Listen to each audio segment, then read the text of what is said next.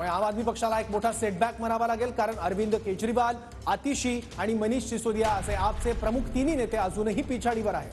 भाजप 39 आणि आप 27 जागांवर आघाडीवर, काँग्रेस एका जागेवर या ठिकाणी आघाडीवर आहे. भाजपनं आपली आघाडी कायम ठेवली आहे, त्यामुळे दिल्लीमध्ये आता कमळ फुलणार हे आतापर्यंत या कलांमधून स्पष्ट झालेलं आहे.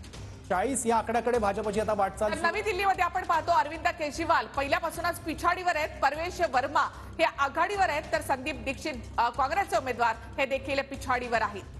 तर भाजपचे परवेश वर्मा आघाडीवर, भाजप 40 वर आता पोहोचलेली आहे, आप 26 जागांवर आघाडीवर.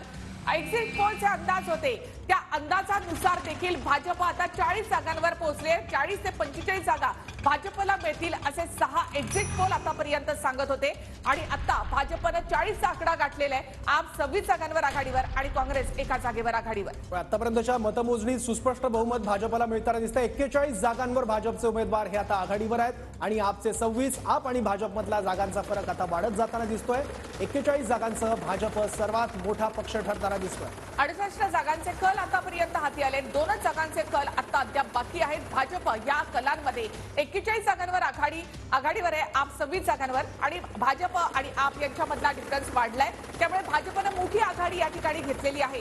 त्यामुळे दिल्लीमध्ये कमळ फुलणार हे आतापर्यंतचे हे आकडे सांगतायत. त्यामुळे अनेक आरोप प्रत्यारोप करत, भ्रष्टाचाराचे आरोप करत अरविंद केजरीवाल यांच्या पक्षाला आणि त्यांच्या नेतृत्वाला घेरण्याचा प्रयत्न भाजपने केलेला होता आणि त्यांच्या याच रणनीतीला यश मिळताना दिसत आहे.